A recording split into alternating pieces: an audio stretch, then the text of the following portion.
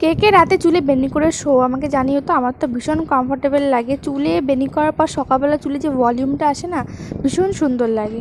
আর আজকে সকাল সকাল আমি ঘুম থেকে উঠে গপুকে স্নান করিয়ে পুজো দিই, তারপর গোপালের চুলটা পরিয়ে দিলাম, নাহলে আবার সবাই বলবে টেকো গোপাল। এদিকে আমি মেরি বিস্কুট খুঁজতে ব্যস্ত। আমার আবার সকালবেলা চায়ের সাথে মেরি বিস্কুট না খেলে ঠিক জমে না। তারপর চলে গেলাম রান্নাঘরে, বাবা কী কী বাজার করে এনেছে সেগুলো দেখতে।